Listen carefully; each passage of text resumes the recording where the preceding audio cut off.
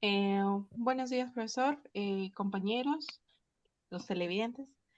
Nuestro tema se titula De la luz al bioproducto, cómo las cianobacterias pueden convertir el dióxido de carbono, que es el CO2, en ácidos grasos. En esta exposición explicaremos cómo unos microorganismos pequeños pueden funcionar como fábricas biológicas impulsadas principalmente por la luz solar. Esta idea central es de que las cianobacterias capturen el dióxido de carbono del ambiente y lo incorporen en su metabolismo, y a partir de ese carbono compuesto, entre ellos los ácidos grasos, mediante la ingeniería metabólica, también los investigadores pueden redirigir las rutas celulares para favorecer la producción de estas moléculas.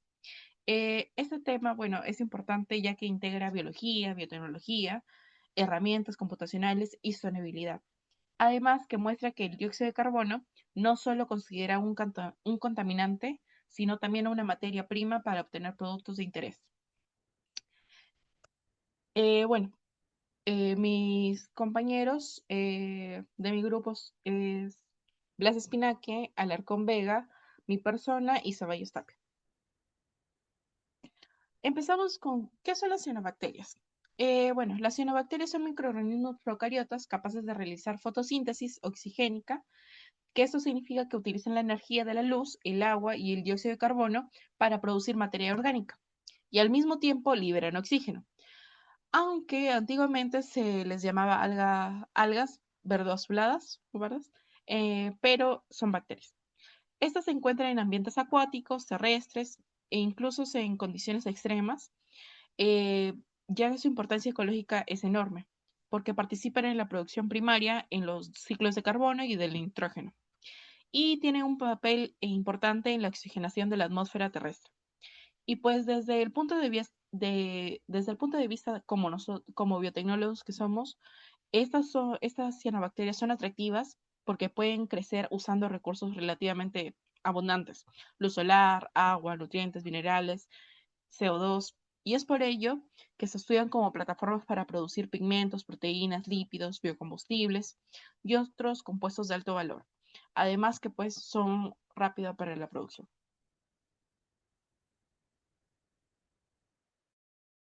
Para la producción de nuestros ácidos grasos, vamos a partir desde la fotosíntesis. Ese va a ser nuestro punto de partida. La fotosíntesis viene a ser el punto del proceso en el cual las membranas tilacoidales de las cianobacterias se localizan los fotosistemas y captan la energía de la luz solar para poder transformarla. Esta energía impulsa una serie de reacciones en las que el agua se oxida y se libera oxígeno. Como resultado de estas reacciones se generan dos compuestos, ATP y NADPH.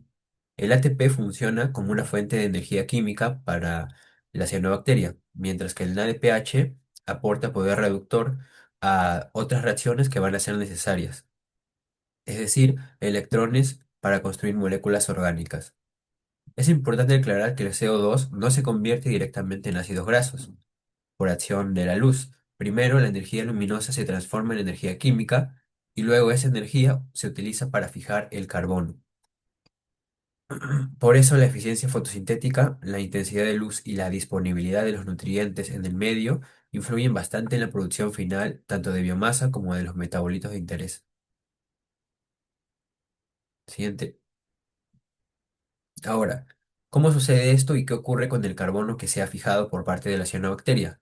El CO2 ingresa al ciclo de Calvin, que es una ruta metabólica en la que la enzima rubisco incorpora el carbono inorgánico a una molécula aceptora. Después de varias reacciones, la célula obtiene compuestos de tres carbonos que pueden emplearse para formar azúcares. Estos azúcares van a representar un punto de distribución del carbono, el cual una parte se utiliza para el crecimiento y la formación de más biomasa y otra se redirige a proteínas, pigmentos y otros metabolitos, así como una fracción puede transformarse en lípidos y ácidos grasos. El problema es que la célula siempre va a priorizar su supervivencia y crecimiento, es decir, va a formar biomasa prioritariamente.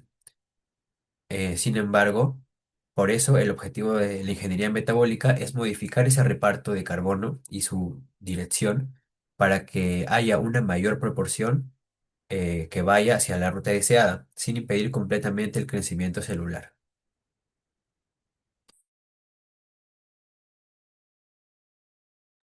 Bueno, ahora en cuanto vamos a pasar de azúcares, de los que llegan a estar almacenados, hacia los ácidos grasos. ¿Qué es lo que va a suceder acá? Los azúcares obtenidos a partir del carbono que se ha fijado va a ser degradado mediante las rutas como lo que puede ser la glucólisis y esta va a generar piruvato. Posteriormente, este se va a transformar en el acetil-CoA, que es uno de los precursores centrales del metabolismo. Este acetil-CoA va a ser convertido en malonil-CoA. Este paso es especialmente importante porque el malonil-CoA va a aportar las unidades de carbono para alargar progresivamente la cadena del ácido graso. Posteriormente, el complejo de síntesis de ácidos grasos va a realizar varias reacciones repetitivas hasta formar la molécula como el ácido palmítico. Estos ácidos grasos pueden formar parte de la membrana celular, almacenarse como lípido o servir como precursores de otros productos. Sin embargo, para lograr una producción elevada es necesario asegurar suficiente acetil-CoA, malonil-CoA, ATP y poder reductor, además de disminuir las pérdidas de carbono hacia las rutas competidoras. Siguiente. Y precisamente la ingeniería metabólica busca intervenir en estos puntos para aumentar el rendimiento. Ahora, ¿cómo redirigimos el metabolismo? La ingeniería metabólica combina conocimiento de genética, bioquímica y modelamiento para modificar las rutas celulares. Una estrategia que consiste en sobreexpresar genes que codifican enzimas clave de manera que ciertos pasos de la ruta se realicen con una mayor rapidez. Otra posibilidad es eliminar o disminuir rutas competidoras que consumen el acetil-CoA o el malonil u otros precursores. También así puede modificarse la regulación genética para equilibrar el crecimiento con la producción, porque una célula que no crece adecuadamente tampoco mantiene una síntesis estable. Además de las modificaciones genéticas, se optimizan las condiciones de cultivo, como la intensidad del ciclo de luz, la concentración de dióxido de carbono, la temperatura, el pH y las fuentes de nitrógeno. La mejor estrategia suele ser una combinación de cambios genéticos y ambientales, evaluados de forma gradual para evitar aspectos negativos sobre la célula. Antes de realizar todas estas modificaciones en el laboratorio, es posible evaluarlas mediante herramientas computacionales, las cuales va a explicar a continuación mi compañero yo. Ok, em, aquí tenemos lo que son las herramientas computacionales que impulsan el diseño. Los modelos metabólicas a escala genómica representan matemáticamente las reacciones que puede realizar un organismo. Para construirlos se utiliza la información del genoma, enzimas conocidas, los metabolitos, las reacciones estequiométricas entre las reacciones, ¿verdad?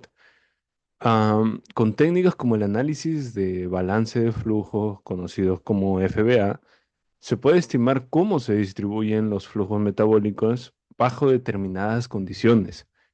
También existen algoritmos como los FCEOF, que estos ayudan a identificar reacciones cuya intensificación podría favorecer a la producción de un metabolito de interés, ¿no? Un metabolito objetivo.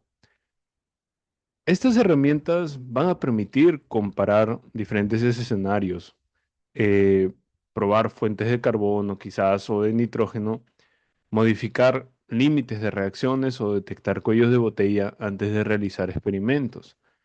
Estos no reemplazan como tal al laboratorio porque sus resultados dependen de la calidad del modelo, pero pueden reducir el ensayo y error y ayudan a formular hipótesis más racionales. Siguiente, por favor. Ok, una vez optimizada la producción, los ácidos grasos obtenidos pueden destinarse a diferentes aplicaciones. Aquí tenemos diferentes, ¿no? Muchos ejemplos de aplicaciones de los ácidos grasos que ya son producidos. Los ácidos grasos obtenidos mediante cianobacterias tienen diversas aplicaciones potenciales. Una de ellas es la producción de biocombustibles. Tenemos como el biodiesel o combustibles para aviación, después de procesos de transformación química. Aunque todavía existen retos económicos, esta alternativa podría reducir la dependencia de materias primas fósiles. También puede emplearse como precursores para bioplásticos, como lo son los biodegradables, surfactantes, lubricantes y otros productos químicos industriales. En los sectores alimentario y cosméticos, determinados ácidos grasos y lípidos tienen valor para sus propiedades nutricionales o funcionales. La principal ventaja es que la materia prima inicial puede ser CO2 y luz solar. Sin embargo, para alcanzar una producción sostenible a gran escala todavía deben mejorarse el rendimiento, la estabilidad de las cepas, el diseño de fotobioreactores, el uso del agua y otros procesos de recuperación del producto. Siguiente, por favor. Finalmente, vamos a resumir por qué esta tecnología es relevante para una bioeconomía sostenible. Aquí tenemos las conclusiones. Las cianobacterias pueden considerarse fábricas biológicas que convierten energía luminosa y CO2 en materia orgánica. Su metabolismo permite generar ácidos grasos, pero de manera natural. Gran parte del carbono se destina al crecimiento y al mantenimiento celular. La ingeniería metabólica busca redirigir ese flujo mediante la sobreexpresión de genes, el bloqueo de rutas competidoras, la regulación de enzimas y la optimización de condiciones de cultivo. A su vez, los modelos computacionales permiten predecir qué modificaciones podrían ser más convenientes antes de validarlas experimentalmente, ¿verdad? Mm, Esta tecnología tiene potencial para producir biocombustibles, bioplásticos, alimentos funcionales, cosméticos y compuestos industriales, como hemos mencionado anteriormente. No obstante, todavía se necesitan avances para mejorar la productividad y reducir los costos. Mm, Entonces, combinar luz, combinar con el CO2, microorganismos e ingeniería representan una estrategia muy prometedora para avanzar una bioeconomía más sostenible y baja de carbono, ¿verdad? Muchas gracias por su atención y es todo.